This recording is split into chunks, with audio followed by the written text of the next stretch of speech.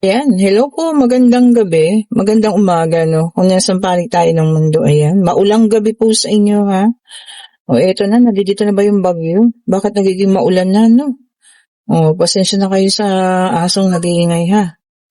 Ayan po, kaninong situational reading itong makukuha natin ngayong gabing ito 'no? Ito po'y puwedeng sa inyo, puwedeng sa kanya, puwedeng kung kanino man, ha. Take only what resonates pa rin ano. Okay, sa unang card, Page of Cups, tapos meron tayo ritong Four of Pentacles, ayan. Check pa natin, ha? Check pa natin kung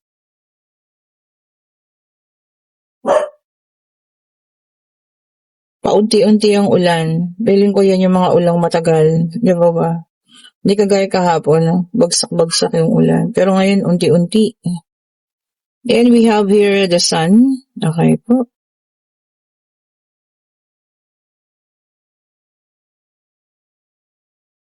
And meron tayo ritong Six of Cups. Ayan.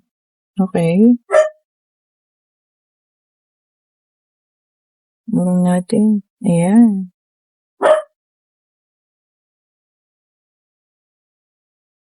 And meron tayo rito The Lovers. Ayan po. Takpan na rin ang The Lovers. Ayan.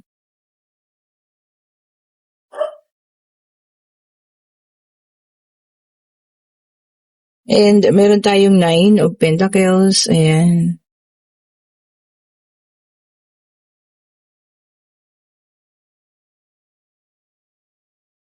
Meron din tayo rito Three of Cups. Okay po.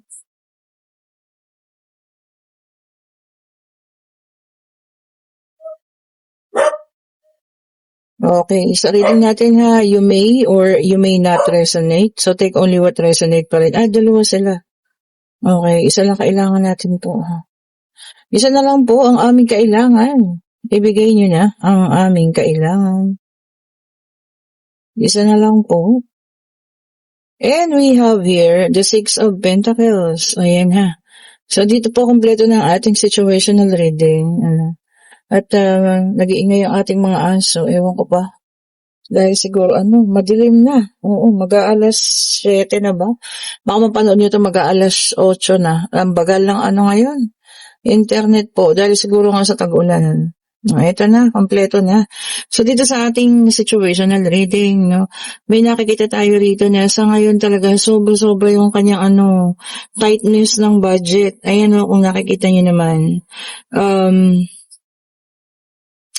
Budgeted lahat ha. Sa lahat po nagbabudget, humihingi ng tulong, ayan pero alam mo yun, minsan ayaw ka pang paniwalaan, di ba? Yun ang nakakagulat kasi alam mo yan, humihingi ka ng tulong dahil kailangan mo ng tulong, pero ay nako, hindi ka nila pinapaniwalaan, di ba? Huwag ka naman mag-alala kasi nandito ng ating Nine of Pentacles. So, ibig sabihin, paikot naman na ang kapalaran at ikaw na yung magkakaroon. Ayan. The positivity card is here.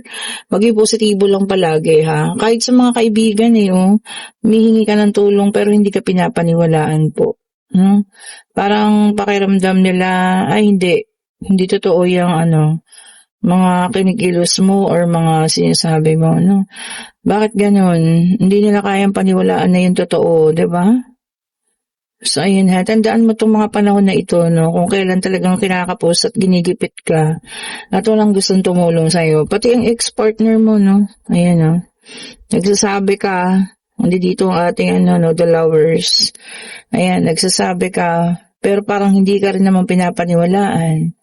Diba? Kung ito man ang ex-partner ninyo at may responsibilidad sa'yo, asawa, anak, umihingi ka ng tulong pero wala.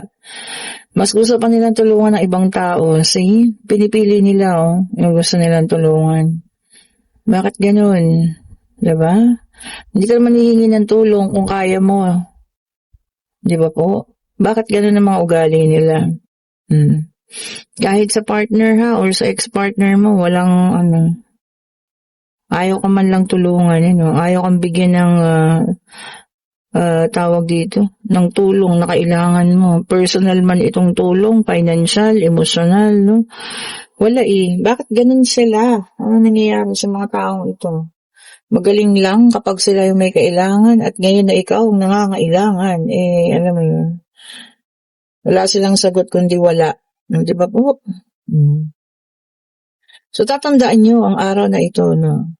Tatandaan nyo po yung mga panahong ganito na talaga namang ikaw yung nagigipit pero walang gustong tumulong, ha? O, eto na. Check pa natin, ha? Para sa ating pangalawang deck of cards. Magaling lang sila, pag may kasiyahan. Merong party-party, meron kayong mga may pera ka. Diyan lang po sila magaling, ha? Kamag-anak, kaibigan. Oh, see? We have here the Five of Pentacles. Talagang may makakaranas ng temporary financial lang naman. Temporary financial hardship, sabi niya. Hindi naman dito yung magtatagal na magtatagal. Siguro nga kasi, alam niyo naman, sa pagpasok ng tag-ulan, minsan mahirap ang lahat, di ba? Yun pa nga po pala, papasok na rin ang ghost month. Mag-uumpisa to ng August 13 hanggang September 11 po. Ayan ha.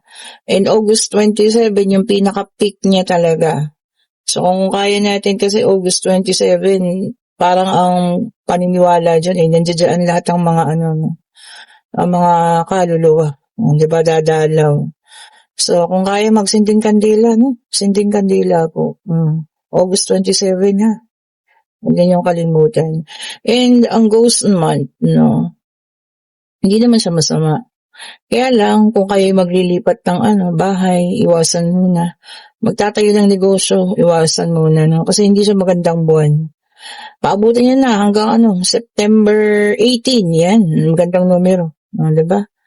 Yun lang po ha. Huwag kayo mag-start ditong August hanggang September 11.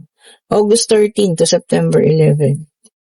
Ayan, and we have here the Queen of Pentacles. Talagang abundance is coming, natural sa ngayon talaga pakiramdam mo, no? Parang ang tagal-tagal naman. Pero huwag kang mag-alala, parating na po, ha?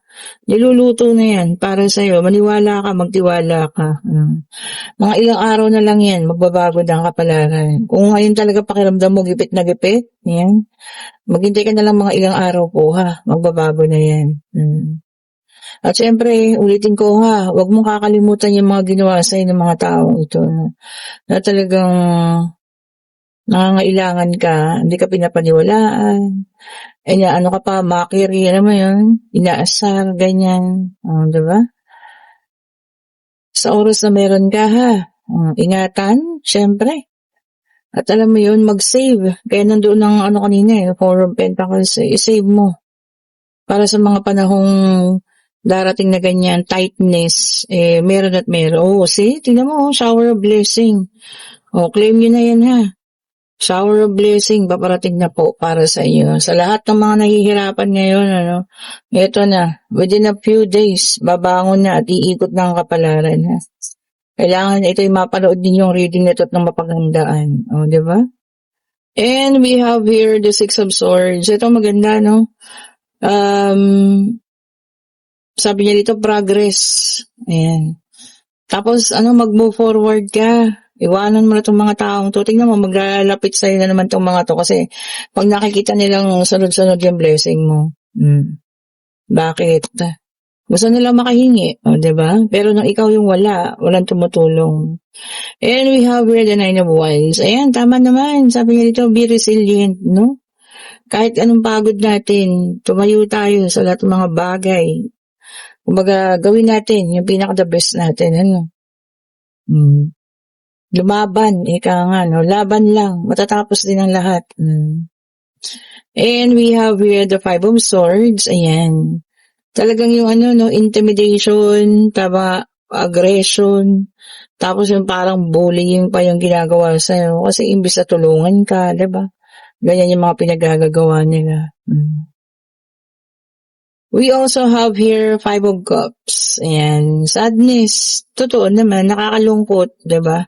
Kasi naisip mo lang yung panahon ikaw ang meron, talagang, alam mo yan, bukas palad.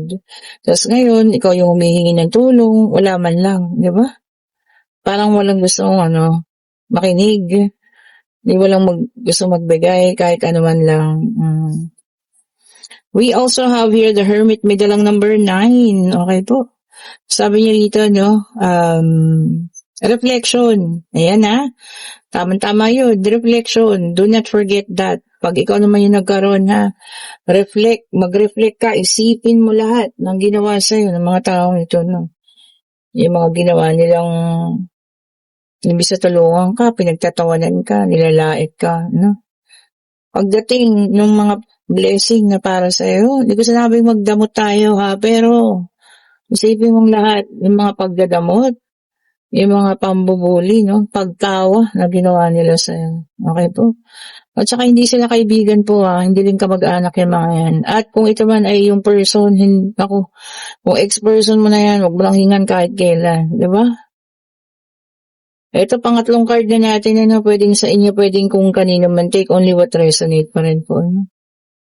At tandaan niyo itong araw na ito, ng mga panahong ito, na tayo nahihirapan. Huwag niyong kakalimutan po. O, ito na, ang ating unang card. Meron tayong the star, air sign na ka-reverse. O, yung iba sa inyo, nawawala na ng pag-asa, nawawala na ng faith. Sabing ganun, wag po, diba? Sabi nga, habang buhay, may pag-asa. At tayo po yan, hindi tayo pababayaan ng Diyos, magdasal lang. The Hermit again, earth sign. Ayan, Taurus, Virgo, and Capricorn. Ayan, sabi niya rito, contemplation. Ayan. Tapos sabi niya pa, truth. Katotohanan. So, iba sa inyo, makikita ang katotohanan. Katotohanan ng buhay, pwede rin, diba? Katotohanan na talagang may mga taong magaling lang kapag ka nanghihingi, diba? Pero pag hihingan mo ng tulong, wala na, diba? Yung mga katotohanan. And the world, earth sign ulit. Ayan. Yung iba sa inyo na may travel, ayan po pwedeng parating dito sa ating bansa, meron ding paalis. O ayan travel daw po. And meron tayong King of Swords, air sign naman, Gemini, Libra, and Aquarius. So meron tayong earth at saka mga air sign. Yung iba sa inyo, kakailanganin ng advice or hihingan ng advice o kung ano man ito Sana mabigyan kayo ng tamang advice o kung kayo naman yung hihingan, sana kayo pa yung makapagbigay ng tamang advice po.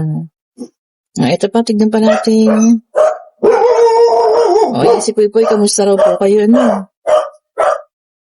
ayan, tignan pa natin po Pasensya na kayo kay Pipoy. And meron tayong the Justice, air sign. Ito, yung iba naman sa inyo, makukuha na yung mga tawag dito. Makakarma na yung mga taong nanakit sa inyo diba kahit di kayo kumilos, hindi kayo hinayaan nyo na lang, pero may karma at karma pa rin sila. Diba? Pakaganda. Karma sa mga taong nakapanakit, diba? Ito, bumaliktad. And we have here the Death card in reverse. Ayan. Sabi niya dito, takot sa pagbabago, kinakatakutan. Bakit? Minsan hindi natin katakutan ng pagbabago, hindi dapat. Kasi baka pagbabago yun para sa mas ikabubuti mo, mas magiging ayos, diba? So bakit kailangan natin katakutan po, diba po? And we have here the Ace of Cups, water sign na ito. So meron tayong water, air, earth, si fire na lang yung kulang. Sabi niya rito, new feelings. Yung iba sa'yo may mga bagong pakiramdam. Feeling of in love. Yun, inspired. Kung ano man ito mga bagong pakiramdam ninyo. Diba? Okay lang yan. Huwag lang yung feeling na takot. Diba? Masama yun. Huwag ganun, diba? Dapat yung mga banibagong feelings na makaka-inspire sa atin or makakapagpaayos talaga ng ating mga damdamin.